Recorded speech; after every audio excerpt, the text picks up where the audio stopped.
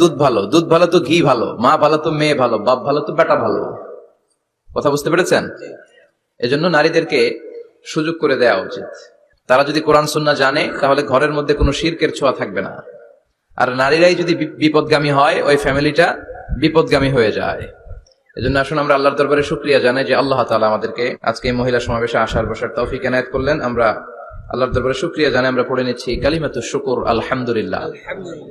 আমরা আল্লাহর কাছে কামনা করছি যে আল্লাহ তাআলা শেষ পর্যন্ত যেন আমাদেরকে এই প্রোগ্রামে উপস্থিত থাকার তৌফিক এনায়েত করে এবং এই প্রোগ্রামের সর্বোচ্চটা যেন আমরা নিয়ে যেতে পারি। আল্লাহ তুমি তৌফিক দাও।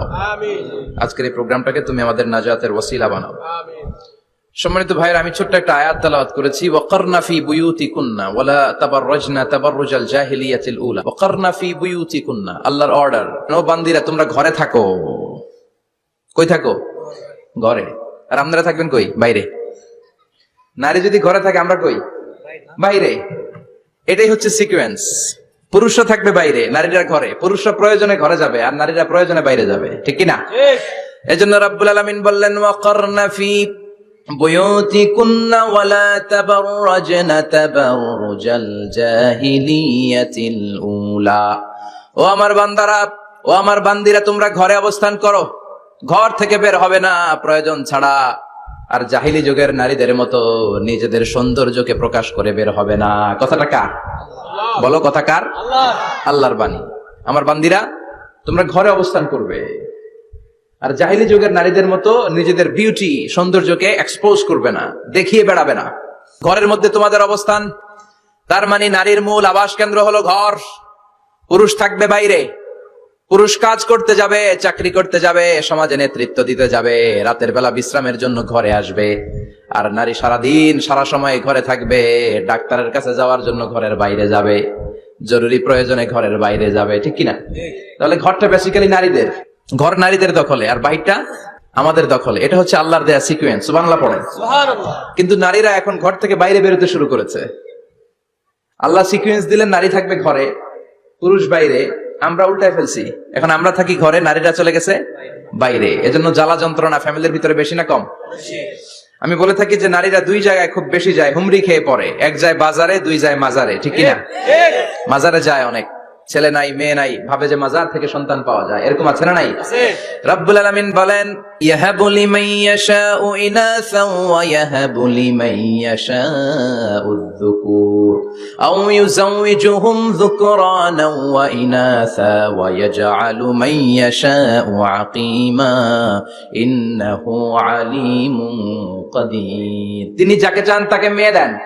আগে মেয়ের কথা বললেন, আগে ছেলে বলে নাই। তার মানে মেয়ের ভিতরে বরকত বেশি না কম? বেশি। আল্লাহ যাকে চান তাকে মেয়ে দেন, আল্লাহ যাকে চান তাকে ছেলে দেন, আবার যাকে চান তাকে ছেলেও দেন, মেয়েও দেন, আবার যাকে চান তারে ছেলেও দেন না, মেয়েও দেন না। তিনি কে? আল্লাহ। এজন্য চাইতে হবে তার কাছে, মাজারে যে চাওয়া যাবে না। আমার বোনেরা খবরদার, খবরদার, খবরদার, মাজারে যে কিচ্ছু যাবেন না। মাজারে তো আপনাদের যাওয়ারই দরকার নাই, কারণ নারীদেরকে কবরের সামনে যে কবর জিয়ারত করতে নিষেধ করেছেন মুহাম্মদ সাল্লাল্লাহু আলাইহি ওয়াসাল্লাম। কারণ নারীরা দুর্বল চিত্তের অধিকারী হয়, রক্ত দেখলে ভয় পায়, পায় না? আমরা ভয় পাই, আমরা তো জবাই করি, আমরা কুরবানির সময় আল্লাহু আকবার, রক্ত দেখলে আমরা ভয় টয় পাই না। নারীরা রক্ত দেখলে ভিড়কে ওঠে, ওরা ভয় পায়। এই জন্য পৃথিবীর কোন দেশের সেনাবাহিনীর প্রধান, চিফ ইন মিলিটারি, আপনি নারী দেখাতে পারবেন না। পৃথিবীতে এতগুলো দেশ, কোন দেশের সেনাপ্রধান নারী আছে? থাকলে আমার জানা। কোন দেশের বিচারপতি নারী আছে? নাই। কারণ এই ডিসিশন গুলো নিতে হলে অনেক বড় মাথা লাগে, অনেক সাহস লাগে। কিন্তু নারীরা রক্ত দেখলে ভয় পেয়ে যায়। সুবহানাল্লাহ পড়েন। কি ব্যালেন্স আল্লাহ করে দিলেন। এই জন্য খবরদার, মাজারে যায় কিছু চাওয়া যায় না। মাজারে পড়ে থাকা ব্যক্তিটা আপনার মতোই ব্যক্তি। আল মাইয়িতু ফিল কবরি কাল গারিকু ফিল বাহরি। সাঁতার না জানা ব্যক্তি সাগরে পড়ে গেলে যেমন অসহায়, কবরে চলে গেলে মানুষ তেমন অসহায়। সে কিচ্ছু দিতে পারে না, বরং আপনি কবরের সামনে যে দোয়া করে তারে কিছু দিয়ে আসবেন, ঠিক কিনা? কথা বুঝতেছেন? এজন্য মায়েরা বোনেরা আবার বলি, খেয়াল করে শুনবেন, মাজারে যাওয়া যাবে না, মাজার কেন্দ্রিক হওয়া যাবে না। চাইতে হবে কার কাছে? দিতে পারে একজন, তিনি কে? কেউ যেটা দেখে না দেখে কে? কেউ যেটা শোনে না শোনে কে? কেউ যেটা পারে না পারে কে? এজন্য চাইবো কার কাছে? 24/7 সবসময় দেওয়ার জন্য ধন ভান্ডার নিয়ে তিনি প্রস্তুত, কিন্তু আমরা চাই না। এজন্য মায়েরা যারা এতদিন মাজার কেন্দ্রিক ছিলেন এই অভ্যাসকে আপনারা পাল্টে ফেলেন। মাজারেও যাবেন না, বাজারেও যাবেন না। জরুরি প্রয়োজনে হেজাব মেনটেন করে বাজারে যাওয়া যেতে পারে, কিন্তু এই কাজটা মূলত পুরুষদের। কাদের কথা বলেন? এজন্য আল্লাহ বললেন ওয়াকারনা ফি বুয়ুতিকুন, নারী তোমরা ঘরে থাকো। কিন্তু ঘরে না থেকে এখন বাজার কেন্দ্রিক, মাজার কেন্দ্রিক, ঘরে থাকতে চায় না। ঘরেই যে আল্লাহ কত দায়িত্ব দিয়েছে নারীদের। এক একটা ঘর এক একটা ফ্যামিলি, এক একটা ফ্যামিলি এক একটা ইনস্টিটিউশন, প্রতিষ্ঠান। আর এই প্রতিষ্ঠানের এমডি, ম্যানেজিং ডাইরেক্টর হচ্ছে এক একটা মহিলা। চিল্লা এখন ঠিক কিনা? রব্বুল আলামিন নারীদেরকে ঘরের এমডি বানালেন, বাড়ির এমডি, ম্যানেজিং ডাইরেক্টর। অনেক কিছু ম্যানেজ করতে হয়। ফুড ম্যানেজমেন্ট জানা লাগে, কুকিং ম্যানেজমেন্ট জানা লাগে, রেয়ারিং আপ দ্য চিলড্রেন জানা লাগে, ডিপ্লোমাসিও জানা লাগে। কেমন করে রান্না করবে এটা জানতে হয়, কেমন করে ঘরকে ক্লিন রাখবে জানতে হয়, কেমন করে ছেলে মেয়েকে লালন পালন করতে হবে জানতে হয়, কেমন করে স্বামীর মন জুগিয়ে শাশুড়ির মন জুগিয়ে চলতে হয় সেটাও জানতে হয়। এটার বলে ডিপ্লোমাসি। কূটনৈতিক জ্ঞান না থাকলে আরেক বাড়ির মাইয়া নতুন এক বাড়িতে যাইয়া সবার সাথে মিলেমিশে চলতে পারে? কথা কর। তো আপনার ডিপ্লোমেসি জানা লাগে, আপনার food management, cooking management, washing management, rearing up the children, চিলড্রেনদেরকে কিভাবে বড় করতে হয় এটা জানতে হয়। তো এত দায়িত্ব ধুইয়া আপনার ম্যানেজিং ডাইরেক্ট দায়িত্ব দিয়ে আপনি বাইরে যান কেন? কথা বলেন। এজন্য আল্লাহ বললেন ওয়াকারনা ফি বুয়ুতিকুন্না, ঘরে থাকবা। ঘরে থাকলে ওই ঘরটারে বরকতময় করে দেয় কে? আল্লাহ। দেখবেন যেই ঘরে নারী থাকতে পারে না ওই ঘরটা উস্কো খুস্কো, রুক্ষ, ভালোবাসার ছোঁয়া নাই। ওই ঘরের মধ্যে মাধুর্যতা নাই, প্রেম নাই, মমতা নাই, সব কেমন যেন অগোছালো। কারণ নারীর হাত পেলে একটা ঘর যেরকম সুন্দর হয়, নারীর হাত না লাগলে ঘরটাকে ওই রকম সুন্দর করে সাজানো যায়। মাঝে মাঝে আমরাও ঘর গুছাই, মাঝে মাঝে আমরাও ঘরকে পরিচ্ছন্ন করতে চাই, কিন্তু মেয়েরা যেমন করে সাজায় আমরা তেমন করে পারি নাকি? কথা কয় না? কথা বলেন। পারি পারি। আমরাও মাঝে মাঝে রান্না করি, মহিলা রান্না করলে যেই স্বাদ হয় আমাদের তো এটা হয়। কথা বলেন। এজন্য আল্লাহ বললেন ওয়াকারনা ফি বুয়ুতিকুন্না, ঘরে থাকবা। পুরুষরা থাকবে বাইরে, তোমরা প্রয়োজনে বাইরে যাবা। আর পুরুষরা রাত্রি বেলায় বিশ্রামের প্রয়োজনে ঘরে আসবে। কার কথা? কার কথা? আবার আল্লাহ নারীদেরকে বললেন চোখ নামাও, আমাদেরকেও বললেন চোখ নামাও, তাদেরকেও বললেন চোখ নামাও। ওয়াকুল্লিল মুমিনাতি ইয়াগদুদনা মিন আবসারিহিন, ও নবী নারীদেরকে বলেন তারাও যেন পরপুরুষ দেখলে চোখ নামিয়ে রাখে। ওয়া ইয়াহফাজনা ফুরুজাহুন্না, তারা যেন তাদের প্রাইভেটস কে হেফাজত করে। ওয়ালা ইউবদিনা যিনাতাহুন্না ইল্লা মা যাহারা মিনহা, দেহের সৌন্দর্য যেন বের না করে দেয়। ওয়াল ইয়াদরিবনা বিখুমুরিহিন্না আলা জুয়ুবিহিন্না, আর তাদের বুকের উপরে যেন একটা চাদর নামিয়ে দেয়। সুবহানাল্লাহ। ওড়নাটা যেন উন্নত বক্ষটা তারা ঢেকে রাখে। এখন বুকের উপরে ওড়না থাকে না, ওড়না থাকে গলায়। ঠিক কিনা? অবশ্য এখানে যে বোনেরা আসছে এদের এই সমস্যা নাই, এরা সবাই বোরকা পরে আসছে। এদের আত্মীয় স্বজনের মধ্যে ঝামেলা থাকতে পারে, তো আপনারা যে পৌঁছে দিবেন। ওড়না থাকবে কোথায়? নারীদের বুকের উপরে ওড়না থাকবে, চাদর থাকবে। গলার মধ্যে ওড়না রাখার জন্য বলা হয় নাই। ওয়াল ইয়াদরিবনা বিখুমুরিহিন্না আলা জুয়ুবিহিন্না, বুকের উপরে রাখো, নিজেকে ঢেকে রাখো, হেজাব করো। হেজাব করলে নারীর মর্যাদা বাড়িয়ে দেয় কে? আল্লাহ। সম্মানিত বোনেরা, নারী স্বাধীনতার কথা যারা বলে টেলিভিশনে, এগুলো শুনে আপনারা ভড়কে যাবেন না, এগুলো শুনে আপনারা পাগল হবেন না। মনে রাখবেন হেজাব আপনার অধিকার, হেজাব নারীর অধিকার, এটা নারীর সৌন্দর্যের প্রতীক। হেজাব নারীর আভিজাত্যের প্রতীক। হেজাব নারীর সৌন্দর্যের প্রতীক, আভিজাত্যের প্রতীক, তার রূপের প্রতীক। এটা তার অধিকার। চিৎকার করে বলেন ঠিক কিনা? কেমন করে হেজাব দেহ থেকে সরাতে হয়, কেমন করে দেহ থেকে কাপড় নামানো যায়, এটা হইল শয়তানের মিশন। এটা কি? শয়তান যখন নিষিদ্ধ ফল সাইয়েদনা আদম আর হাওয়া আলাইহিস সালামকে খাইয়ে দিল, সাথে সাথে জান্নাতের কাপড় পড়ে গেল। জান্নাতেও কাপড় খুলে দিল, দুনিয়াতেও খোলে। ঠিক কিনা? শয়তানের মিশনই এইটা। কাপড় যত কমানো যায়, কাপড় যত কমানো যায়। এজন্য খবরদার, আপনারা অনেক সম্মানিতা। খেয়াল রাখবেন, পৃথিবীতে যে জিনিসের মর্যাদা যত বেশি, সম্মান যত বেশি, যেটা যত বেশি দামি, ওইটা তত বেশি প্যাকেটের ভিতরে থাকে। ঠিক কিনা? ঝিনুকের ভিতরে থাকে মতি, মতি খোলা থাকে না। স্বর্ণ অলংকার, স্বর্ণের দোকানে যখন যাবেন দেখবেন শাটারের সামনে এত বড় বড় তালা, অন্য দোকানে এত মোটা তালা নাই। আবার যেখানে গ্লাস ফিটিং করা স্বর্ণ রাখা হয় ওইখানেও কয়েকটা লকার সিস্টেম আছে না নাই? ঘরে যখন আমরা অর্নামেন্টস রাখি, গহনা রাখি, ঘরের সবচেয়ে গোপন কক্ষের ভেতরে, গোপন আলমারির ভেতরে, গোপন সিন্ধুকের গোপন ড্রয়ারের ভেতরে কয়েকটা তালা মেরে স্বর্ণ রাখি। জোরে কোন ঠিক কিনা? 50,000 টাকার বান্ডিল নিয়ে যখন রাস্তায় বেরোয়, কেউ হাতে নিয়ে বেরোয় না, এমনি দেখায় দেখা যায় না। এই যে দেখ 50,000। কখনো কাউরে 1000 টাকার নোট ধরেন, এটা 1000 টাকার নোট। কয় হাজার টাকার নোট? কথা কয় না? 1000 টাকার নোট। এটা কাউরে দেখবেন যে 1000 টাকার নোটটারে এইভাবে করে এদিকে অর্ধেক আর এইভাবে রেখে রাস্তায় হাঁটতেছে। কোন পাগলও হাঁটবে? কোন পাগলও হাঁটে না, কারণ দামি জিনিস। এটার হেজাব লাগবে, এটা নেকাব লাগবে, এটাকে প্যাকেট করতে হবে, এটাকে প্রিজার্ভ করতে হবে। এজন্য যে নারীরা হেজাব করে তারা কোনোদিন ইফটিজিং এর শিকার হয় না। চিল্লায় বলো ঠিক কিনা? হেজাব যারা করে তারা বিপদে পড়ে না, কারণ হেজাব করলে এক একটা নারীকে জান্নাতের হুরপরির মতো লাগে, ঠিক কিনা? সম্মানে মাথাটা নিচু হয়ে আসে, তাকাতে গেলেও ভয় লাগে। আল্লাহু আকবার, কি সম্মান আল্লাহ দিলেন। এজন্য আমার মায়েরা বোনেরা, আপনাদের সম্মান রব্বুল আলামিন হেজাবের ভেতরে রেখেছে। হেজাব হচ্ছে আপনার সিকিউরিটি। হেজাব কি? এটা আল্লাহর দেয়া আপনার জন্য সিকিউরিটি। আপনি আপনার সিকিউরিটিকে নষ্ট করতে পারবেন? এজন্য ইসলাম বলে খবরদার, নারী যদি কোনো দূরের জায়গায় সফর করে, দূরের রাস্তায় সফর করে, নারী যেই তো সম্মানিত, একা একা কোনো নারী যেতে পারবে না। সিকিউরিটির দরকার আছে না নাই? বডিগার্ডের দরকার আছে না নাই? কেউ যখন বাংলার জমিন থেকে মক্কায় উমরা করতে যায়, মাহরাম পুরুষ না থাকলে তারে ভিসা দেয়, কারণ সম্মানিতা, বডিগার্ড লাগবে। জানেন এটা? মাহরাম পুরুষ যদি না থাকে, মাহরাম হচ্ছে বডিগার্ড। মাহরাম পুরুষ না থাকলে উমরার ভিসা হয় না, হজের ভিসা হয় না, কারণ লম্বা সফর, আর যে সফর করবে সে সম্মানিতা। সম্মানিতা নারীর জন্য সিকিউরিটির দরকার আছে না নাই? বডিগার্ড লাগবে কি লাগবে না? কি সম্মান ইসলাম আমাদেরকে দিল বুঝলামই না আমরা। আপনাদেরকে প্রোটেক্ট করার জন্য, আপনাদের সিকিউরিটি এনশিওর করার জন্য আল্লাহ তাআলা হিজাবের বিধান দিয়েছে। চিল্লায় পড়েন সুবহানাল্লাহ।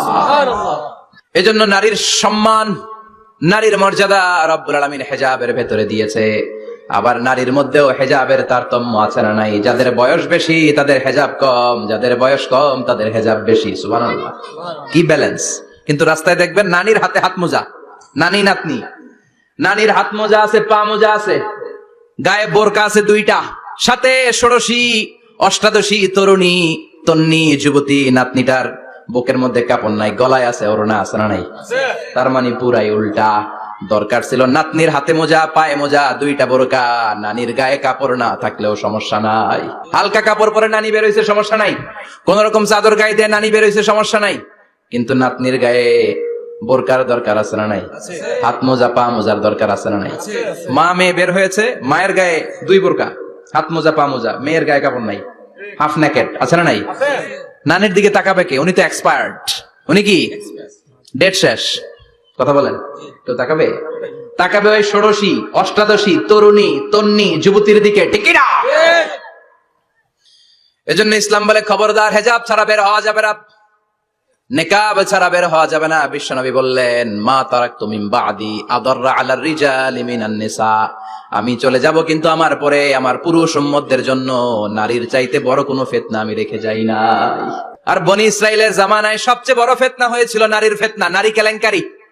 এই জন্য নারীরা, বোনেরা, আপনাদেরকে সাবধান থাকতে হবে। নারীর ফিতনা বড় ফিতনা। নারী ভালো হলে সবচেয়ে ভালো, নারী খারাপ হলে নারীর চেয়ে খারাপ কেউ হতে পারে। এজন্য নারীদের জন্য আল্লাহ কিছু মডেল দিলেন, নারীদের জন্য আল্লাহ কিছু আদর্শ পাঠালেন, নারীদের জন্য আল্লাহ শিক্ষণীয় মহীয়সী কিছু নারীর জীবনী দিলেন। বললেন, এই জীবনীগুলো পড়ো, তোমাদের জীবনটারে উজালা করে দিবে কে? আল্লাহ বললেন, দরাবাল্লাহু মাসালাল লিল্লাযীনা আমানু ইমরাতা ফিরআউন। গোটা বিশ্বের সব নারীদের জন্য রব্বুল আলামিন কুখ্যাত সন্ত্রাসী ফেরাউনের বউকে মডেল বানিয়ে দিয়েছে। সুবহানাল্লাহ পড়েন। সুবহানাল্লাহ। কাফেরের বউ মুমিন নারীদের মডেল, আবার নবীর বউ কাফের নারীদের মডেল, আছে না নাই? নূহ আলাইহিস সালাম আল্লাহর সব চাইতে প্রিয় নবী, প্রিয়দের একজন, কিন্তু তার বউ কাফেরদের মডেল। আর কুখ্যাত সন্ত্রাসী ফেরাউন, তার বউ আসিয়া মুমিন নারীদের মডেল। আল্লাহু আকবার। 6 জন নারীর জীবনীর কথা আমি রেকমেন্ড করি, সাজেস্ট করি যে 6 জন নারীর জীবনী মুখস্থ, ঠোঁটস্থ, অন্তস্থ থাকতে হবে প্রতিটা নারীর জন্য। আশা করি মায়েরা বোনেরা শুনছেন, আশা করি আপনারা কান লাগিয়ে শুনছেন, অনুধাবন করার চেষ্টা করছেন। আপনাদের জন্য 6 জন নারীর জীবনী পড়া অবধারিত। সংক্ষেপে বলবো, কয়জন? 6 জন। গুনেন। 1 নম্বরে হচ্ছে হাজার, উম্মে ইসমাইল, সাইয়েদনা ইব্রাহিমের বউ, সাইয়েদনা ইসমাইল আলাইহিস সালামের আম্মা, নাম হলো হাজার। আমরা বলি বিবি হাজেরা, আমরা কি করি? হাজেরা আছে না? এই প্যান্ডেলও হাজেরা নামে 2 বোন থাকতে পারে, আসলে নামটা হচ্ছে হাজার। নামটা কি? হাজার। এই হাজার হচ্ছে আপনাদের 1 নম্বর মডেল। 2 নম্বর কুখ্যাত সন্ত্রাসী ফেরাউনের বউ আসিয়া আপনাদের 2 নম্বর মডেল। 3 নম্বরে ঈসা আলাইহিস সালামের আম্মা মারিয়াম আলাইহিস সালাম আপনাদের মডেল। বিশ্বনবীর প্রথম বউ খাদিজা আপনাদের মডেল। বিশ্বনবীর একমাত্র কুমারী বউ মা আয়েশা আপনাদের মডেল। আর বিশ্বনবীর কলিজার টুকরা সাইয়্যিদাতুনা ফাতিমা আপনাদের জন্য মডেল। সুবহানাল্লাহ পড়েন। কয়জন? 6 জন। জোরে বলেন। 6 জন। প্রথমে কার নাম বলেছি? হাজার। দ্বিতীয় আসিয়া। 3 নাম্বার মারিয়াম। 4 নাম্বার খাদিজা। 5 নাম্বারে আয়েশা। 6 নাম্বারে ফাতিমা। সুবহানাল্লাহ পড়ে। বিশ্বনবী বলেছেন কামুলা মিনার রিজালে কাসির, পুরুষদের মধ্যে কামেল পুরুষের অভাব নাই। ওয়ালাম ইয়াকমুল মিনান নিসা ইল্লা আরবা, নারীদের মধ্যে কামেল নারী হচ্ছে 4 জন। কয়জন? 4 জন। এরপরে আবার বাড়ালেন আয়েশার কথা, আবার বাড়ালেন ফাতেমার কথা, মোট হয়ে গেল 6 জন। সুবহানাল্লাহ পড়েন। মোট কয়জন? 6 জন। আসুন এই 6 জনের জীবনী থেকে একটা একটা করে শিক্ষা আমরা মনে রাখার চেষ্টা করি, তাহলে জীবন উজালা হয়ে যাবে। কয়টা করে শিক্ষা? হাজার আলাইহিস সালাম, ওনার জীবনী থেকে শিক্ষা হচ্ছে তাওয়াক্কুল আলাল্লাহ, বিপদে আপদে সবসময় ভরসা কার উপর?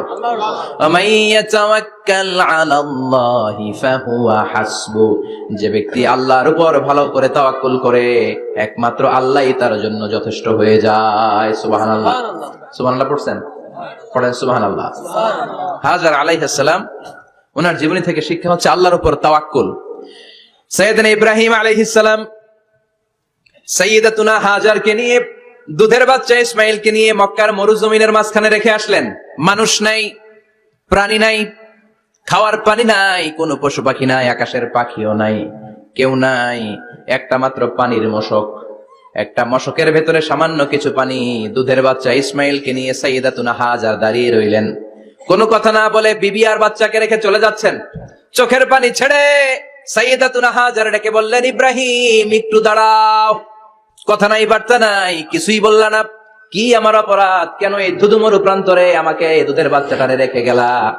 শুধু একটা কথাই জানতে চাইবো, এই যে আমাদেরকে রেখে পাষণ্ডের মতো তুমি চলে যাও, এটা কি তোমার নিজের ইচ্ছায় নাকি আল্লাহর ইচ্ছায়?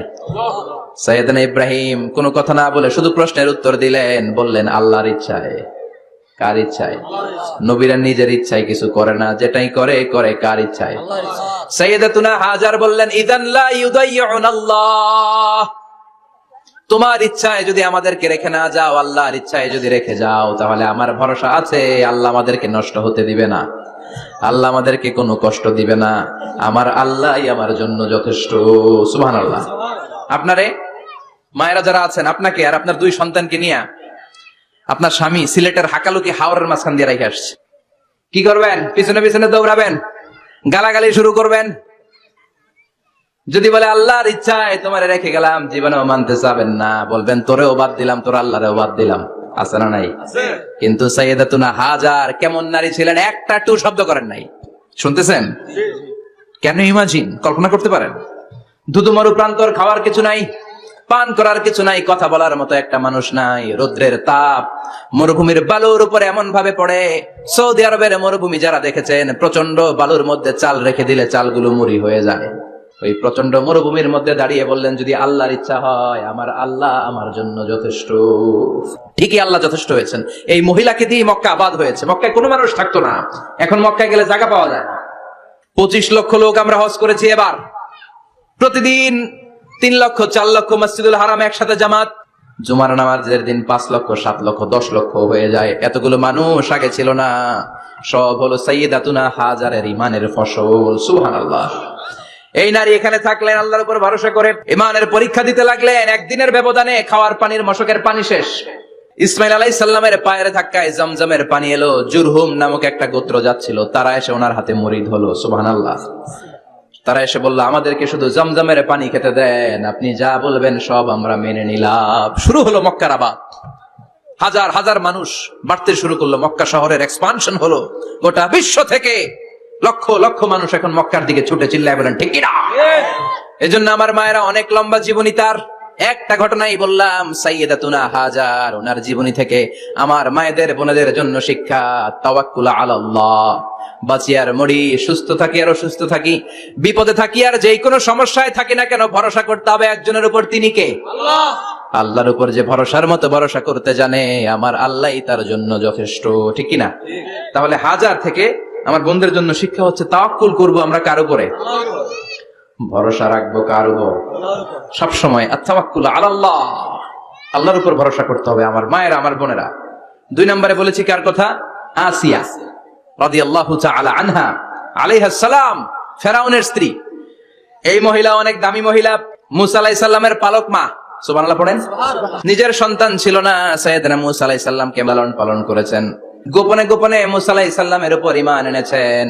গোপনে গোপনে রাত্রিবেলা তাহাজ্জুদ পড়ে চোখের পানি ছেড়ে চাইতেন কার কাছে? ফেরাউনের বউ আর ফেরাউনের ফিনান্স মিনিস্টার, অর্থমন্ত্রীর বউ, দুইজন লুকিয়ে কালিমা পড়ে মুসলমান। ফেরাউন কিছু জানে না। সুবহানাল্লাহ। কি আল্লাহর খেলা! ফেরাউন লক্ষ লক্ষ বনী ইসরাইলের ছোট্ট বাচ্চাকে জবাই করেছে একটা বাচ্চাকে ঠেকানোর জন্য। নাম কি? মূসা। আর ফেরাউনের ঘরে আল্লাহ মূসাকে বড় করলেন। কোন? সুবহানাল্লাহ। লুকিয়ে লুকিয়ে ঈমান আনলো। ফেরাউনের বউ আসিয়া, অর্থমন্ত্রীর বউ, দুইজন মিলে ফেরাউনের কাছে ঘটনা পৌঁছে গেল, খবর পৌঁছে গেল। ফেরাউন ডেকে পাঠালো। দুধের বাচ্চাকে নিয়ে ফেরাউনের অর্থমন্ত্রীর বউ হাজির। কুখ্যাত সন্ত্রাসী ফেরাউনের নিজের বউ আসিয়াও হাজির। ফেরাউন বলে, এক আল্লাহর উপর কুফরির ঘোষণা দে, আল্লাহকে বলে যা, আমার পায়ের সামনে সেজদা দে, আমি মাফ করে দেব। আসিয়ার এক কথা, জীবন যাবে কিন্তু ঈমান যাবে। ফেরাউনের অর্থমন্ত্রীর স্ত্রীরও এক কথা, যে আল্লাহর কাছে আমরা মাথা নত করেছি, পৃথিবীর কোন শক্তির কাছে ওই মাথা আর নত হতে পারে না। ফেরাউন বলল, তাই নাকি? দেখি তোদের ঈমানের পাওয়ার কত বড়। অর্ডার করলো বিশাল বড় পাতিল নিয়ে আসো, কড়াই নিয়ে আসো, কড়াই ভর্তি তেল গরম করতে শুরু করো। টকবক টকবক করে কড়াইয়ের মধ্যে গরম তেল। ফেরাউন বলে, ও অর্থমন্ত্রীর স্ত্রী, তোমারে অনেক ভালো জানতাম, এখনই আমার পায়ের সামনে সেজদায় লুটিয়ে পড়ো, আল্লাহরে ছাড়ো, আমি তোরে ছেড়ে দেব। অর্থমন্ত্রীর বউ বলে, এত সোজা না। সুবহানাল্লাহ বলে। কি ঈমান? ঈমানের পথে অবিচল থেকে আমার মরণ যেন হয়, তোমারই কাছে মিনতি আমার, তোমারই কাছে মিনতি আমার, মহামহিম দয়াময়, ঈমানের পথে অবিচল থেকে আমার মরণ যেন হয়। পড়েন আমিন। আবার পড়েন আমিন। এক কথা, আল্লাহর সামনে মাথা নত করেছি, কারো সামনে করব না। ফেরাউন অর্ডার দিল, এই মহিলার দুধের বাচ্চাটারে টান দিয়ে আন, টকবক তেলের মধ্যে, কড়াইয়ের মধ্যে গরম তেলের মধ্যে ছেড়ে দে। মায়ের চোখের সামনে দুধের বাচ্চাকে গরম তেলের মধ্যে ছাড়ে। হিসাবটা কি সহজ নাকি? কথা বলেন। চিৎকার দিয়ে মা কেঁদে ওঠে, ছেড়ে দাও। ফেরাউনের নির্দয় অন্তরে দয়া হয় না। দুধের বাচ্চাটারে তেলের মধ্যে ছেড়ে দেওয়ার পরে মুহূর্তের মধ্যে ছেলেটা রোস্ট হয়ে যায়। কিন্তু ছেলেটা হাত উঁচু করে ডেকে বলে, মা ভয় পেও না, তোমরা দেখো টকবগে কড়াইয়ের ভেতরে তেল, আসলে মা এটা আগুন না, এটা জান্নাতের বাগান। ও মা, ফেরাউনের দিকে তাকাস না রে মা, আমার মতো দৌড় দিয়ে তেলের মধ্যে ঝাঁপ দে। আল্লাহু আকবার। ফেরাউনের অর্থমন্ত্রীর বউয়ের ঈমান দ্বিগুণ হয়ে যায়, তিনগুণ হয়ে যায়। সে বলে, ফেরাউন, গোটা পৃথিবীটারে এক পাশে করতে পারবি, কিন্তু আমার মাথাটা তোর পায়ের সামনে নোয়াতে পারবি? ফেরাউনের অর্থমন্ত্রীর ওই স্ত্রীকে বাচ্চার পরে ওই তেলের মধ্যে ঢেলে দেওয়া হলো। ওই মহিলাটাও রোস্ট হয়ে যায়। বাকি রইল ফেরাউনের বউ আসিয়া। কি নাম? আসিয়া কিন্তু দৃশ্যটা দেখেছে, চাক্ষুষ মৃত্যু দেখেছে দুইজনের। ফেরাউন বলে, আসিয়া, কত অন্তরঙ্গ সম্পর্ক আমাদের, আজীবন কত ভালোবাসা ছিল, কত খুনসুটি ছিল, কিন্তু আমার পায়ের মধ্যে সেজদা দিয়ে প্রমাণ কর তুই আমারে ভালোবাসিস। আসিয়ারও একই কথা, জীবন দিব কিন্তু ঈমান দিব না।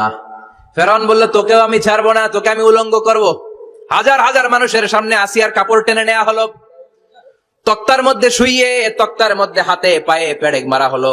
হাতের এই পাশ দিয়ে পেরেক ঢুকে ওই পাশ দিয়ে বেরোয়, তক্তার এ পাশ দিয়ে ঢুকে ও পাশ দিয়ে বেরোয়, ফিনকি দিয়ে রক্ত বের করে। আসিয়া সহ্য করতে না পেরে ডেকে বলে, আল্লাহ, ফেরাউন থেকে তুমি আমারে বাঁচাও। এই দোয়াটা সূরাতুত তাহরিমে আল্লাহ সরাসরি কোট করেছেন, রব্বিবনিলি ইনদাকা বাইতান ফিল জান্নাহ। ও আল্লাহ মালিক, তোমার পাশে জান্নাতে একটা ঘর বানায়া দিও। এরকম একটা সংগীত আছে না নাই? এই সংগীতটা সরাসরি সূরাতুত তাহরিম আসিয়ার দোয়া থেকে কোট করা হয়েছে। পড়েন সুবহানাল্লাহ। মালিক তুমি জান্নাতে, তোমার পাশে আমায় একটি ঘর বানিয়ে দিও, একটি ঘর বানিয়ে দিও, সে বিভীষিকাময় মহাদিনে তোমার প্রতিবেশী করে নিও। মালিক তুমি জান্নাতে, তোমার পাশে আমায় একটি ঘর বানিয়ে দিও। একটি ঘর বানিয়ে দিও। আল্লাহু আকবার। সেই 5000 বছর আগের দোয়া আজও আমরা তাফসীর মাহফিলে গান বানিয়ে বলি। 5000 বছর আগের কথা আজও আমরা কোরআনের আয়াত হিসেবে পড়ি। আল্লাহু আকবার। কি মাকবুল হয়েছেন মহিলাটা আল্লাহর দরবারে। আল্লাহরে বললেন, আল্লাহ শুধু তোমার ইবাদতের কারণে আজকে আমার এমন দশা উলঙ্গ হওয়া লাগলো, আমার হাতে পায়ে পেরেক ঠোকা হলো, আল্লাহ এখন গরম তেলের মধ্যে ছেড়ে দেয়া হবে, তুমি বাঁচাও। আল্লাহ বললেন, জিব্রাইল আমার জান্নাতটারে আসিয়ার চোখের সামনে তুলে ধর। আমার আসিয়া দুনিয়ার বুকে থেকে এই জান্নাত দেখে দেখে আমার মেহমান হয়ে আমার কাছে আসবে। আসিয়াকেও গরম তেলের মধ্যে ফেলে দেয়া হলো। দুনিয়ার বুকে থেকে জান্নাতের নমুনাটা দেখতে দেখতে সাইয়েদাতুনা আসিয়া আল্লাহর কাছে চলে গেলেন। পড়েন আল্লাহু আকবার। এজন্য ঈমানের পথে অবিচল থেকে আমার মরণ যেন হয়। পড়েন আমিন। তাহলে আসিয়ার জীবনী থেকে আমার মায়েদের জন্য শিক্ষা হলো, ঈমান ছাড়া যাবে না, বেঈমান হয়ে মরা যাবে না, মাজারে গিয়ে মুশরিকাদের কাতারে নাম তোলা যাবে। ওই মায়েরা ঈমান কেমন করে রক্ষা করবেন? ঈমান কত বড় দামি জিনিস। ঈমান একজন নারীর মর্যাদা আল্লাহর কাছে কত বাড়িয়ে তোলে। আসিয়ার জীবনে এই শিক্ষাটা আছে না নাই? কথা কম বোঝা যায়? বোঝা যায়। তাহলে প্রথমে জানলাম কার কথা? হাজারের কথা। হাজারার জীবনী থেকে শিক্ষা ছিল তাওয়াক্কুল করতে হবে একজনের উপর, তিনি কে? আল্লাহ। আসিয়ার জীবনী থেকে আমরা কি শিখলাম? ঈমান রক্ষা করতে হবে। জীবন যাবে, ঈমান যাবে, জীবন যাবে, ঈমান যাবে। 3 নম্বরে মারিয়াম আলাইহিস সালাম, আজীব একটা মহিলা, স্বামী ছাড়া তার পেটের ভেতরে সন্তান দিয়েছে কে? আল্লাহ। আবার উনার নামে কোরআনে একটা সূরা দিয়েছে কে? আল্লাহ। কি নাম? সূরাতু মারইয়াম। কাফ হা ইয়া আইন সাদ, যিকরু রাহমাতি রাব্বিকা আবদাহু যাকারিয়া। আল্লাহু আকবার। কি সুন্দর সূরা, কি অন্তমিল, কি চমৎকার ঘটনার বর্ণনা।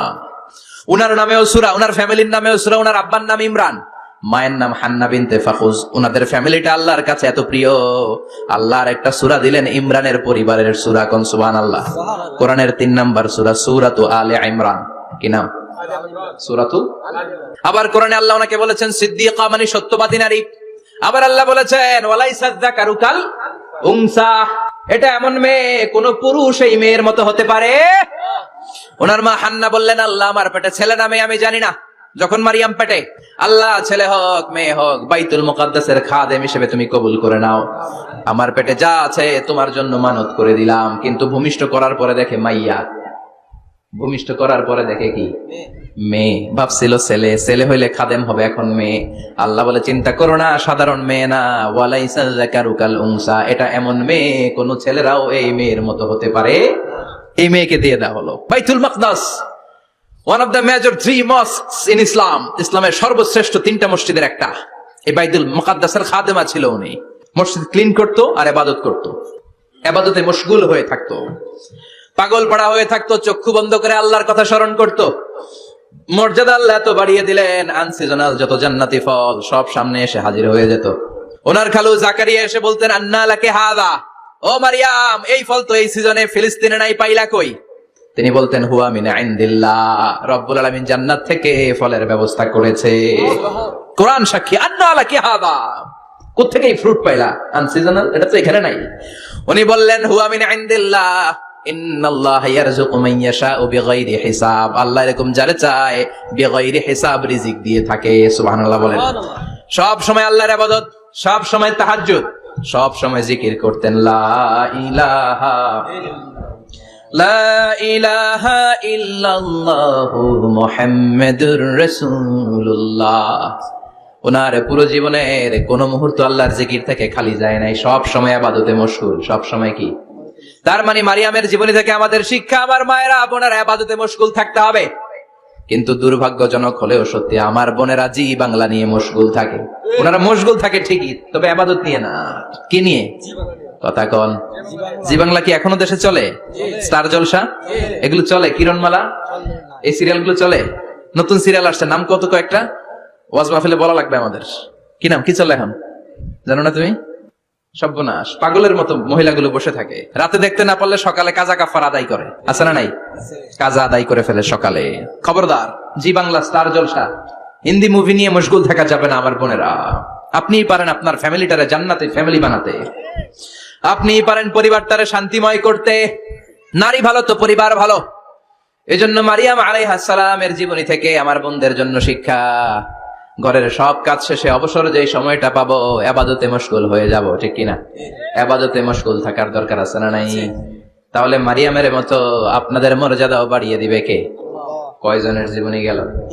আর বাকি কয়জন শুনবেন? কষ্ট হচ্ছে? এরপরে বিশ্বনবীর প্রথম বউ খাদিজা। কি সুন্দর নাম, খাদিজা বললে ভালো লাগে না?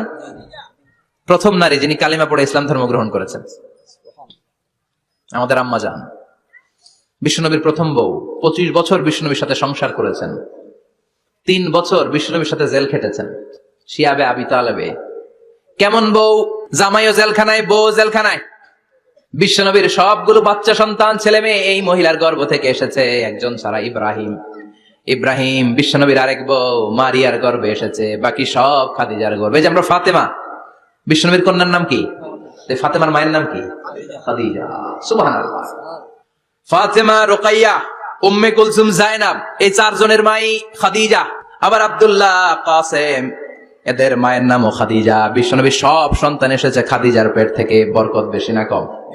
বিশ্বনবী ভয় পেলে খাদিজার কাছে গেলে ভয় কেটে যেত, সাহস যোগাতেন, শেল্টার দিতেন, ছাতার মতো মাথার উপরে দাঁড়িয়ে থাকতেন। আল্লাহু আকবার।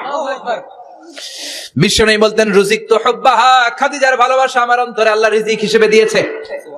আবার বিশ্বনবী বলতেন, আল্লাহ যেই কিয়ামতের দিন বন্ধু বন্ধুরে চিনবে না, ভাই ভাইরে চিনবে না, কেউ কাউরে চিনবে না, ওই কঠিন দিনে আমি আমার খাদিজারে যেন ভুলে না যাই, আমার খাদিজারে যেন দেখা মাত্রই চিনতে পারি এটা আমার খাদিজা। খাদিজাকে নিয়ে মা আয়েশা একদিন একটা কটু কথা বলেছিল। ও নবী, কবে আপনার এই বুড়ি মহিলা, বুড়ি বউ খাদিজা ইন্তেকাল করেছে, তারপরে কত সুন্দরী সুন্দরী বউ আমরা এসেছি, আমার ভালো লাগে না? খালি বুড়ির কথা কেন? খালি ওই বুড়ির কথা স্মরণ করেন। আমরা আছি, আমাদের দিকে তাকান, আমরা কত সুন্দরী, আমরা কত ভালো। বিশ্বনবী রেগে গেলেন, মা আয়েশাকে এইভাবে ধরলেন। জীবনে কোনোদিন কোন স্ত্রীর গায়ে হাত তোলে নাই, শুধু ওই দিন মা আয়েশাকে এইভাবে ধরেছিলেন আর বলেছিলেন, আয়েশা খবরদার, জীবনে এই কথা বলবা না। আমার খাদিজা আমার বিপদের দিনের সঙ্গিনী, তোমরা আমার সুখের দিনের সঙ্গিনী, তোমরা কেউ আমার সাথে জেল খাটো নাই। খাদিজা আমার সাথে জেল খেটেছে 3 বছর। কয় বছর? খাদিজা যখন ইন্তেকাল করলো, বিশ্বনবী কবর দিলেন, দোয়া করলেন আর কাঁদলেন। সাহাবারা দোয়া শেষে চলে যায়। আবু বকর বললেন, নবী কবর দেয়া হলো, খাদিজাকে দোয়া করা হলো, এবার চলেন। বিশ্বনবী তবুও যান না। বিশ্বনবী বললেন, আবু বকর তোমার মনে চাই তুমি ঘরে ফিরে যাও, আমি যাব না, আমি দাঁড়িয়ে থাকবো। খাদিজার কবরের 3টা প্রশ্নের জবাব আমি বিশ্বনবী দিয়ে তারপরে ঘরে ফিরে যাব। সাইয়েদনা জিবরাইল এসে বললেন, নবী আর কান্না করবেন না, আর দাঁড়িয়ে থাকবেন না, আর বায়না ধরবেন না, বন্ধুর সাথে চলে যান। খাদিজার কবরের 3টা প্রশ্নের জবাব নিয়ে আপনার টেনশনের দরকার নাই। টেনশন কার? আপনি তাড়াতাড়ি চলে যান। আপনার স্ত্রী খাদিজা যদি কবরের 3টা প্রশ্নের জবাব দিতে কোনো ভুল করে ফেলে, আরশের উপর থেকে আল্লাহ নিজেই জবাব দিয়ে দিবে। আল্লাহু আকবার। কি মহিলা ছিল! বিশ্বনবীকে সবসময় আগলে রেখেছে, শেল্টার দিয়েছে, প্রতিভক্ত ছিল। খাবার নিয়ে বিশ্বনবীর জন্য এদিক সেদিক যেতেন, বিশ্বনবী না আসলে খেতেন না। বিশ্বনবীকে কলিজার চাইতো বেশি ভালোবাসতো, পতি যা বলবে তাই শুনতো। ও মায়েরা, খাদিজাতুল কুবরার জীবনী থেকে আপনাদের জন্য শিক্ষা হলো প্রতিভক্তি। কি ভক্তি? এখন প্রতিভক্তি নাই, আমরা করি নারী ভক্তি। এখন নারী নির্যাতন কমে গেছে বাংলাদেশে, বেড়ে গেছে পুরুষ নির্যাতন। কথা কন। এখন আমরা ভক্তি করা লাগে, আমরা ভক্তি না করলে ঘরে খাওয়ান নাই, এরকম ঝামেলা আছে না নাই? কথা বলেন। আপনাদের নাগাইশের মহিলারা অনেক ভদ্র, নাগাইশের মহিলারা নিশ্চয়ই পতিকে অনেক ভক্তি করে। মায়েরা, বোনেরা, আপনার স্বামী যদি আপনার উপরে নাখোশ থাকে, আপনার ইবাদত আপনাকে বাঁচাতে পারবে না। বিশ্বনবী ফাতেমাকে বললেন, ফাতেমা তুমি বিশ্বনবীর মেয়ে হতে পারো, কিন্তু আলী যদি তোমার উপরে নাখোশ থাকে, তোমার সব শেষ, সব শেষ। আবার বিশ্বনবী বললেন, আমি যদি এক আল্লাহ ছাড়া কারো সামনে মাথাটা নত করার বিধান দিতাম, এক আল্লাহ ছাড়া যদি কাউকে সেজদা করতে আমি বলতাম, আমি দুনিয়ার সব নারীদের বলতাম স্বামীর পায়ে সেজদা দিয়ে পড়ে থাকো। কি সম্মান আল্লাহ দিলেন স্বামীকে! আপনার জান্নাত আপনার স্বামীর ভেতরেই। স্বামীকে সন্তুষ্ট করেন, স্বামীর আনুগত্য করেন, দেখবেন ফ্যামিলিটা সুন্দর হবে। আর স্বামীরা স্ত্রীদেরকে ভালোবাসেন, স্ত্রীদেরকে ভালোবাসার গল্প শোনাবেন, দামি দামি শাড়ি কিনে দিবেন, তারপরে রাত্রিবেলা গান শোনাবেন। আধরাতে যদি ঘুম ভেঙে যায়, মনে পড়ে মোরে প্রিয়, চাঁদ হয়ে রব আকাশের গায়ে, বাতায়ন খুলে দিও। এই গানগুলো শুধু বউয়ের গান, শালীর গান না, বাবির জন্য না, চাচাতো বোনের জন্য না। উল্টা পাল্টা জায়গায় করলে গুনাহ আছে না নাই? স্ত্রীর সাথে প্রেম নিবেদন করেন, ভালোবাসা নিবেদন করেন, সংসারটারে শান্তিপূর্ণ করে দিবে কে? তার মানে খাদিজাতুল কুবরার জীবনী থেকে শিক্ষা কি? বললা গেছি কি শিক্ষা? প্রতিভক্তি। কি ভক্তি? স্বামীকে ভক্তি করা লাগবে, তা না হলে জান্নাত নাই। এরপরে বিশ্বনবীর একমাত্র কুমারী বউ নাম কি? আয়েশা। বিশ্বনবী বললেন উরিতুকি ফিল মানামি সালাসা লায়াল। আয়েশা, বিয়ের আগে তোরে কিন্তু আমি 3 বার স্বপ্নে দেখছিলাম। সুবহানাল্লাহ কইবেন না? বড্ড খুশি হয়ে গেলেন আয়েশা। এরপরে বললেন 3 বার স্বপ্ন দেখার পরে তোমার ব্যাপারে মনের মধ্যে কেমন কেমন যেন ভালো লাগে। তারপরে একটা ছোট্ট কাগজের মধ্যে, জান্নাতি কাগজ, রেশমি কাপড়ের মধ্যে তোমার চেহারাটা এনে জিব্রাইল বললেন দেখেন নবী কেমন লাগে। আমি কইলাম ভালো লাগে। কার মেয়ে? আপনার বন্ধু আবু বকরের মেয়ে, বিয়ে করবেন নাকি? বিশ্বনবী বললেন ও জিব্রাইল, তুমি যদি ঘটক হও, আল্লাহ যদি হয় কাজী, আমি মুহাম্মদ বিয়েতে রাজি। সুবহানাল্লাহ পড়েন। বিয়ে হয়ে গেল, কিন্তু ঘরে দামি ফার্নিচার নাই, টাকা পয়সাও তেমন নাই, কিন্তু আছে খালি সুখ। আছে কি? যেটা টাকা দিয়ে কিনা যায়। টাকা দিয়ে বাড়ি কিনা যায়, গাড়ি কিনা যায়, সুখ কিনা যায় নাকি? টাকা দিয়ে বিছানা কিনা যায়, বালিশ কিনা যায়, ঘুম কিনা যায় নাকি? কথা বলেন। এজন্য সুখ দেয়ার মালিক কে? দোকানে সুখ পাওয়া যায় না? গাইশ বাজারে তো সুখ বেছে না, বেচতে নিয়ে যেতাম আজকে গাড়িতে করে। সুখ বেছে? কথা কন। সুখ পাওয়া যায় না। সুখ দেয়ার মালিক একজন, তিনি কে? মা আয়েশা একমাত্র কুমারী বউ। আদর করে তিনি ডাকতেন হুমায়রা, আবার মাঝে মাঝে ডাকতেন ইয়া আইশু। আয়েশা না, আয়েশু সংক্ষেপ। এত ভালোবাসতেন মা আয়েশাকে। মা আয়েশা গ্লাসের যেই জায়গা দিয়ে পানি খেতেন, বিশ্বনবী ওই জায়গায় মুখ লাগিয়ে পানি খেত। মা আয়েশা গোশতকে হাড্ডি ফেলে দিলে বিশ্বনবী ওই হাড্ডিটা নিয়ে চষতে শুরু করে দিত। এক বালতি থেকে পানি নিয়ে 2 জনে গোসল করত। আবার বিশ্বনবী মাঝে মাঝে বায়না ধরতো, মাঝে মাঝে রাগও করতো। সুবহানাল্লাহ কোন? স্বামী স্ত্রীর মধ্যে একটু রাগ আছে না নাই? রাগ থাকলে ওইটারে আবার ভালোবাসায় পরিণত করে দেয় কে? রাগ না থাকলে ভালোবাসা তো ভালোবাসাই না। রাগ থাকতেই হবে, তাইলে ভালোবাসার মর্ম বোঝা যায়। চিল্লায় বলেন ঠিক কিনা? ক্ষুধা না থাকলে খাবারের মর্যাদা বোঝা যায় না। সারাদিন পেট ভরা, খাওয়ার মজা বুঝবেন? ক্ষুধা, প্রচন্ড ক্ষুধা, তৃষ্ণার্ত, লেবুর শরবত পাইলে অমৃতের মতো লাগবে। প্রচন্ড ক্ষুধা, হাজি বিরিয়ানি পাইছেন 1 প্লেট, ইচ্ছে মতো খাবেন, কিন্তু পেট ভর্তি, হাজি বিরিয়ানি খাওয়া যাবে? এজন্য রাগ না থাকলে ভালোবাসা যে কত দামি, ভালোবাসা যে আল্লাহর পক্ষ থেকে কত বড় নেয়ামত বোঝা যায় না। মাঝে মাঝে মা আয়েশা রাগ করতেন। শুনতেছেন? বিশ্বনবী বলেন আয়েশা, কখন তুমি রাগ করো, কখন তুমি আমারে ভালোবাসো আমি বুঝি। সুবহানাল্লাহ পড়েন। মা আয়েশা বললেন কেমনে বুঝেন? বিশ্বনবী বললেন যখন তুমি রাগ করো তখন নামাজের পরে দোয়ার মধ্যে বলো, ও ইব্রাহিম আলাইহিস সালামের আল্লাহ, আপনি আমার উপর দয়া করেন। তার মানে তুমি রাগ করে আছো, আমার নাম নাও নাই। আর যখন আমার উপর খুশি থাকো, নামাজের পরে দোয়াতে বলো, মুহাম্মদ সাল্লাল্লাহু আলাইহি ওয়াসাল্লামের আল্লাহ, আপনি আমাদের উপর রহমত করেন। তার মানে খুশির সময় তুমি আমার নাম নাও, রেগে গেলে অন্য নবী দিয়ে দোয়া সাইরা দাও, রেগে গেলে আমার নামটা নাও না। মা আয়েশা বলে নবী গো, আমি তো শুধু নামটাই মুখ দিয়ে নেই না, কিন্তু কলিজা থেকে তো আপনারে বাদ দিতে পারি না। আল্লাহু আকবার! কি ভালোবাসা! মা আয়েশা বলতেন আমি যখন বিশ্বনবীর সাথে শীতের রাতে এক ল্যাপের নিচে ঘুমাতাম, তখনও জিব্রাইল ওহী নাজিল করতো। সুবহানাল্লাহ নাই? কোন স্ত্রীর সাথে অন্তরঙ্গ বসবাসের সময় কোরআনের ওহী নাজিল হতো না। একমাত্র মা আয়েশার সাথে যখন এক বিছানার এক ল্যাপের নিচে 2 জন শুয়ে আছে, কোরআনের আয়াত নাজিল করছে কে? আবার মা আয়েশা বলছেন আমার কারণে ও মুসলিম উম্মাহ তোমরা তায়াম্মুমের বিধান পেয়েছো। ফাতায়াম্মামু সাঈদান তাইয়্যিবা। মা আয়েশা একটা যুদ্ধে গিয়েছিলেন, যুদ্ধ থেকে ফেরার পথে মা আয়েশার গলার লকেট নাই। মাঝে মাঝে হয় না, মহিলা গলার লকেট পায় না, পুরা বাড়ি আগুন করে ফেলাইছে, লকেট নাই, লয়ে গেল রে, নিয়ে গেল রে, হারাইলাম রে। মা আয়েশার লকেট নাই। লকেট হারানোর পরে মা আয়েশা কান্নাকাটি। বিশ্বনবী বললেন থামো। অনেকক্ষণ থামার পরে লকেট খুঁজে পায় না, সবাই খোঁজাখুঁজি, লকেট কই, লকেট কই, লকেট খুঁজে পায় না। ওদিক দিয়ে মাগরিবের নামাজের সময়ও শেষ, নামাজের সময় শেষ। আর যেই জায়গায় লকেট খোঁজার জন্য থামা হয়েছে ওই জায়গায় আবার পানি নাই, পানি সামনে, পানির দিকেও যেতে পারে না, লকেটও খুঁজে পায় না, নামাজও পড়া যায় না। সব সাহাবীরা মিছিল শুরু করছে, আবু বকর রে ধর, ধর ধর, আবু বকর রে ধর। আবু বকরের মেয়ের কারণে নামাজ আমাদের চলে যাচ্ছে। সাইয়েদনা আবু বকর ঘটনা বেসামাল দেখে আয়েশার কাছে গেল, যে দেখে বিশ্বনবী মা আয়েশার কোলের মধ্যে, ল্যাপের মধ্যে মাথা দিয়ে শুয়ে আছে। রাগের চোটে বুখারীর বর্ণনা, আঙ্গুল নিয়ে মা আয়েশার পেটের মধ্যে দিল এক খোঁচা। লকেট হারাইলি কেন ক? তোর জন্য বাইরে মিছিল চলে, তোর জন্য বাইরে সব সাহাবারা বলে নামাজ পড়তে হবে, সময় নাই। ও আবু বকর, আপনার মেয়ের কারণে এই কাণ্ড। খাসরা মানে কুমর। আবু বকর মা আয়েশার খাসরাতে এত জোরে গুতা মেরেছেন, মা আয়েশা বললেন এই গুতার কারণে আমি অনেক দূরে চলে যাওয়ার কথা ছিল ব্যথার চোটে, কিন্তু যাই নাই, কারণ কোলে কে? কোলের মধ্যে বিশ্বনবীর মাথা, নড়ে গেলে বিশ্বনবীর ঘুম ভেঙে যাবে, ব্যথাটা হজম করেছি, নড়ি নাই।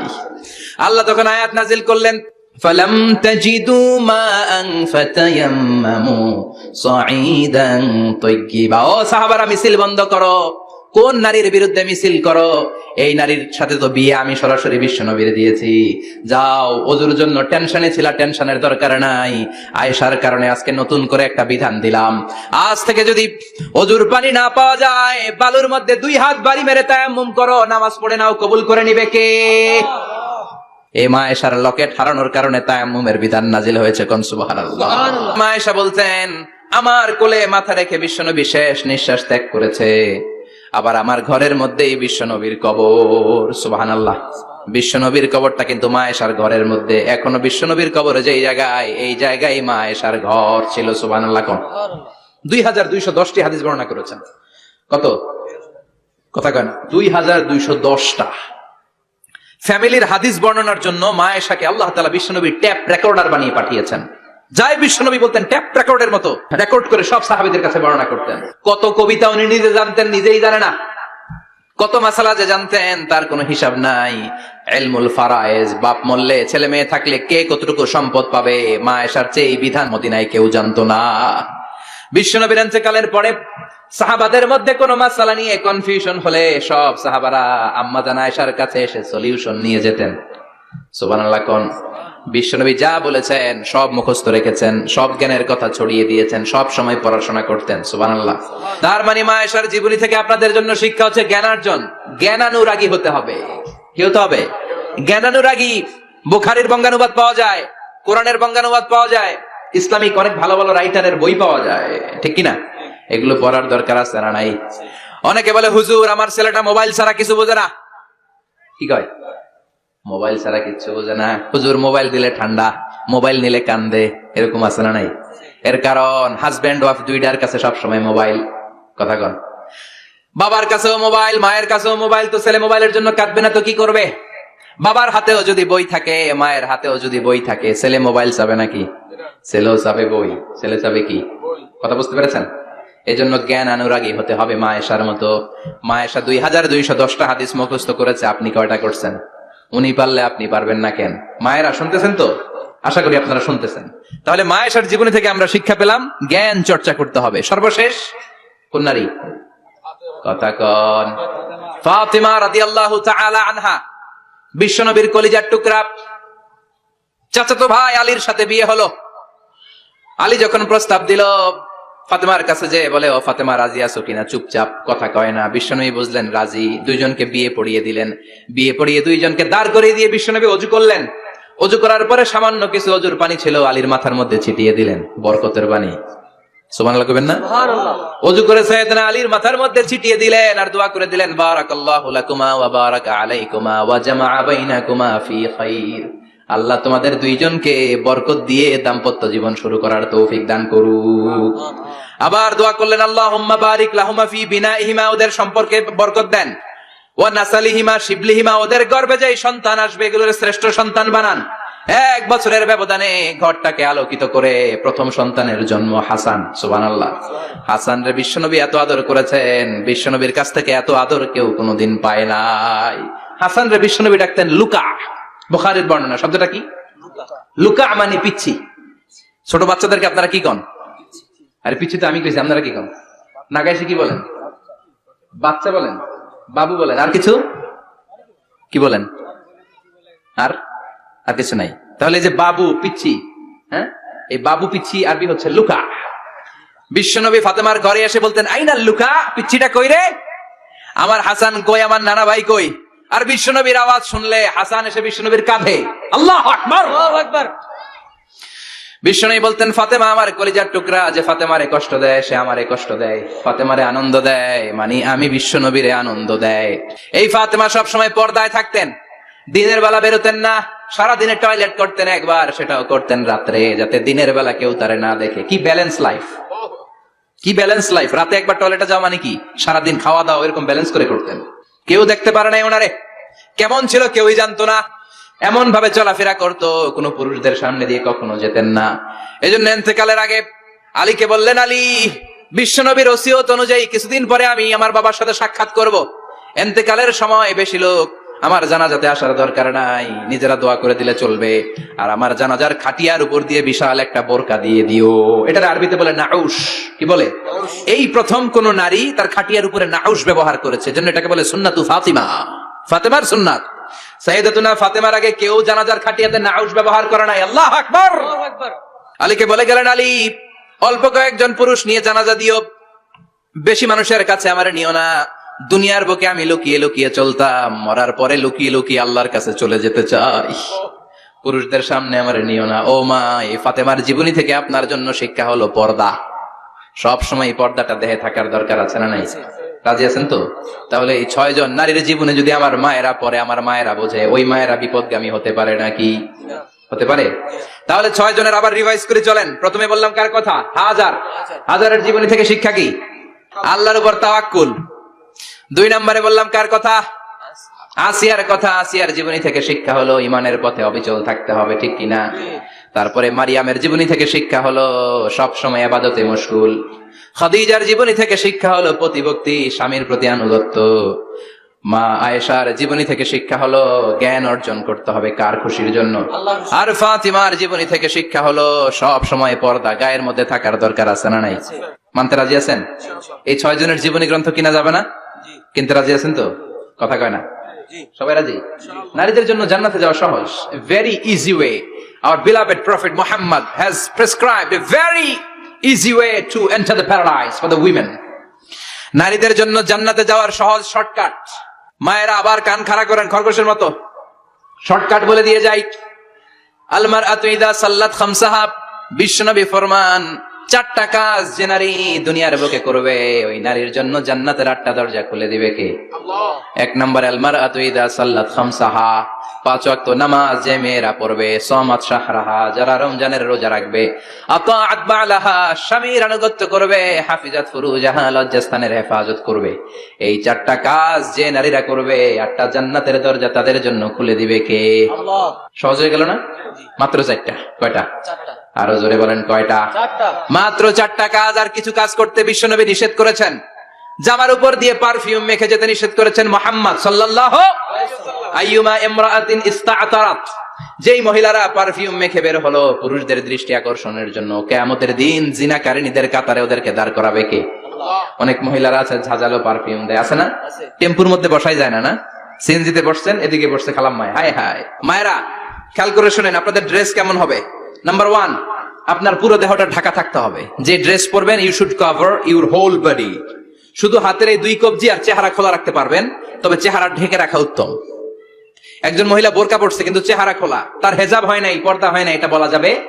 কিন্তু উত্তম হচ্ছে চেহারা ঢেকে রাখা, কারণ চেহারা সৌন্দর্যের রাজধানী। Face is the capital of beauty, ঠিক কিনা? চেহারা দেখলাম তো সব বোঝা গেল, ঠিক কিনা? কেমন মাধুর্যতা আছে, দেখতে কেমন সুন্দরী কিনা সব বোঝা যায়। এজন্য চেহারাটাও ঢেকে রাখবেন, চোখটা খোলা রাখবেন। বিশ্বনবীর স্ত্রী উম্মে সালামা বলে, দেখার জন্য আমার 2 চোখের দরকার নাই, লাগবে 1 চোখ। উনি আরেক চোখের মধ্যে আরেক কাপড় দিয়ে রাখতেন, এমনি তাকাইতেন। সাহাবারা বলতেন, উনারা দেখলে আমরা দিতাম দৌড়, ভয় লাগতো। চোখ একটা দেখা যায় আর একটা খোলা, উনারা দেখে আমরা এদিক সেদিক পালিয়ে যেতাম। আবার অনেক মহিলারা পা ঢাকে না, পা কিন্তু পর্দার অন্তর্ভুক্ত। সব সময় মেয়েরা পা মোজা পরে বেরোতে হবে, পা দেখানো যাবে না। হাদিসে এসেছে শুধু হাত এতটুকু, পা কিন্তু পর্দার অন্তর্ভুক্ত। উম্মে সালামা বললেন, ইয়া রাসূলুল্লাহ, আমরা তো হাঁটতে গেলে অনেক সময় পা দেখা যায়। বিষ্ণু বললেন, তাই? তাহলে 1 বিঘত নিচ দিয়ে কাপড় বাড়াও। উম্মে সালামা বললেন, জোরে হাঁটলে তো তারপরে দেখা যাবে। বিষ্ণু বললেন, 1 হাত বাড়াও, ধুলাবালি সহ টানবা, তারপরও পায়ের 1 ইঞ্চি দেখানো যাবে। তাহলে ড্রেস কোডের প্রথম নিয়ম হচ্ছে পুরো দেহ ঢাকবেন। 2 নম্বরের নিয়ম, পোশাক ঢিলে ঢালা হবে না টাইট ফিটিং? আরো জোরে বলেন। আছি আমরা কোন জামানায়, লাজ শরম গেছে হারায়, পাতলা শাড়ির বাহার, পাখি ড্রেস লেহেঙ্গা, পোশাক দেখে নারীর লাজে মরে যাই, হায় হায়। আছি আমরা কোন জামানায়, লাজ শরম গেছে হারায়, ঠিক কিনা? লাজ শরমের বালাই নাই। ঢিলে ঢালা হবে, টাইট ফিটিং হতে পারবে না। মোটা কাপড়ের হবে, এই যে আমার জুব্বা দেখছেন, আমি মহিলাকে পোশাক পরে ফেলেছি কিন্তু হেরা পরে না। এরকম মোটা হবে, মোটা কাপড়, কিচ্ছু দেখা যায় না, বাইনোকুলার দিয়েও দেখা যাবে না। আবার ঢিলে ঢালা আছে না নাই? আমরা পুরুষরা যে এটা পরি, এটা দিয়ে 3 মহিলার কাপড় হয়, ঠিক কিনা? কাপড় পরতে চায় না তারা, ওদের পোশাক আমরা নিয়ে নিচ্ছি। তার মানে ঢিলে ঢালা হবে, মোটা কাপড়ের হবে, টাইট ফিটিং হতে পারবে, আবার পুরুষদের পোশাক হতে পারবে। এই 4টা নিয়ম মেনে যে যেই ধরনের পোশাক পরেন, চাদর পরেন সমস্যা নাই, শাড়ি পরেন সমস্যা নাই, ব্লাউজ পরলে ফুল হাতা পরবেন সমস্যা নাই, মেক্সি পরলেও সমস্যা নাই, বোরকা পরলেও সমস্যা নাই, কিন্তু পোশাকটা শালীন পোশাক হতে হবে। কি পোশাক? সবাই বলেন শালীন পোশাক। পুরুষদের পোশাক পরা যাবে, কারণ বিশ্বনবী লানত করেছেন ওই নারীদেরকে, যেই নারীরা পুরুষদের মতো সাজতে চায়। এরকম আছে না নাই? দেখলে বোঝা যায় না কোনটা ছেলে কোনটা মেয়ে, আছে না নাই? ইসলাম যে মর্যাদা আপনাদেরকে দিয়েছে, আর কেউ দিয়েছে নাকি? ইসলাম বলে প্রথম সন্তান কন্যা সন্তান হলে ঘরের মধ্যে বরকত, আছে না নাই? মিন বারাকাতিল মারআতি তাবকিরুহা বিল ইনাস। একটা মেয়ের মধ্যে বরকত বেশি না কম কেমনে বুঝবেন? তার প্রথম সন্তান যদি মেয়ে হয়, তাহলে বুঝবেন এই মেয়েটা বরকতওয়ালা মেয়ে, এই মেয়ে আপনার জীবনে অনেক কিছু নিয়ে আসবে। সুবহানাল্লাহ কইতে পারেন না? কিন্তু অনেক ডাকাইতেছে, মেয়ে হইলে অখুশি হয়, ছেলে হইলে পাড়ার সবারে জিলাপি খাওয়ায়, পাড়ার সবারে মিষ্টি খাওয়ায়, মেয়ে হইলে কিচ্ছু খাওয়ায় না, আছে না নাই? কিন্তু আমরা মেয়ে হলে খুশি হব। কার কার প্রথম সন্তান মেয়ে? হাত তোলেন। হ্যাঁ, অনেকে আছে তো মাশাআল্লাহ, আপনারা অনেক বরকতময়, আলহামদুলিল্লাহ, হাত নামান। আমারও প্রথম সন্তান মেয়ে, তিনটাই ভাইয়া, জান্নাত একটা আমার দিয়েন। তার মানে 3 জান্নাতের মালিক, মাশাআল্লাহ। আল্লাহ বাইরে তুমি কবুল করো। তার মানে কোন ঘরে যখন মেয়ে আসে, আল্লাহ বলে ঘরটা বরকতময়। মেয়েটা যখন বড় হতে শুরু করে, মেয়েটা ভাইয়ের জন্য বরকতময়। মেয়ে যখন বিয়ের উপযুক্ত হয়, বাবার জন্য বরকতময়। 2 মেয়ে মানে বাবার 2 জান্নাত, 3 মেয়ে মানে 3 জান্নাত। সুবহানাল্লাহ। আবার যখন স্বামীর কাছে যায়, ইসলাম বলে ওই স্বামী আল্লাহর কাছে সেরা, যেই স্বামী বউয়ের কাছে সেরা। বউ যদি আপনারে ভালো বলে, আপনি আল্লাহর কাছে ভালো, বউ যদি খারাপ বলে, আপনি আল্লাহর কাছে খারাপ। তার মানে ব্যালেন্স করেছে ইসলাম। স্বামীর আনুগত্য করতে বলেছে, আবার স্বামীকেও বলেছে স্ত্রীকে ভালোবাসতে, ঠিক কিনা? কথা বলেন। এবার আরেকজনের স্ত্রী, ইসলাম বলে তোমার হাত যদি বউয়ের হাতের সাথে মিলাও, 2 হাতের সগীরা গুনাহ মাফ করে কে? স্ত্রীর দিকে যখন তাকাও, তোমার চোখের সগীরা গুনাহ মাফ করে কে? প্রতি মাসে মাসে স্ত্রীর কাপড় চোপড় আর কসমেটিক্স কেনার জন্য যে টাকাটা দাও, এই টাকাটা সদকা হিসেবে কবুল করবে কে? এবার এই মহিলা গর্ভবতী, ইসলাম বলে সন্তান ভূমিষ্ঠ করতে যে যদি কোনো মা ডেলিভারি কেসে হসপিটালে মারা যায় কিংবা বাসায় মারা যায়, কিয়ামতের দিন ওই মহিলাকে শহীদদের কাতারে দাঁড় করায় দিবে কে? বাচ্চা ভূমিষ্ঠ করতে যে শাহিদা, শহীদদের কাতারে। আর সুন্দর মতো যদি আসে, আল জান্নাতু তাহতা আকদামি উম্মাহাতিকুম, মায়ের পায়ের নিচে সন্তানের বেহেশত, আছে না নাই? জোরে বলেন। এজন্য ইসলাম বলে খবরদার, মায়ের মর্যাদা সবচেয়ে বেশি। এক সাহাবী বললেন, ইয়া রাসূলুল্লাহ, কার সাথে ভালো আচরণ করব, বাবার সাথে নাকি মায়ের সাথে? নবী বললেন মায়ের সাথে, এরপরে মায়ের সাথে, তারপরে মায়ের সাথে, তারপরে কার সাথে? তারপরে তোমার পিতার সাথে। মায়ের মর্যাদা কয় গুণ বেশি? ওগো মা তুমি এই ধরনের শ্রেষ্ঠ নিয়ামত, তোমারই পদ তলে রয়েছে জান্নাত।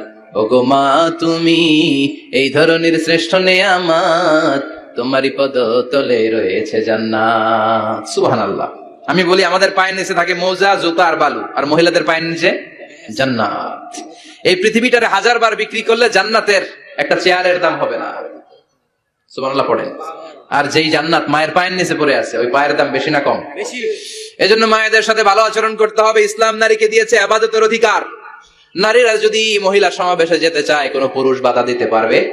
নারী যদি মসজিদে নামাজ পড়তে যেতে চায়, বাধা দিতে পারবে? নাগাই শিখে আছে মহিলাদের নামাজের জায়গা? করেন নাই আপনারা? করেন, আস্তে আস্তে করেন, আস্তে আস্তে করতে হবে। তারা অনেক সময় বাইরে বেরোয়, বাসায় আসতে আসতে নামাজের সময় হয়ে গেছে, কই পড়বে নামাজটা? মসজিদে সুযোগ করে দেন, মসজিদে পড়বে। তবে ঘরে পড়া উত্তম, ঘরে পড়লে বেশি সওয়াব। সুবহানাল্লাহ।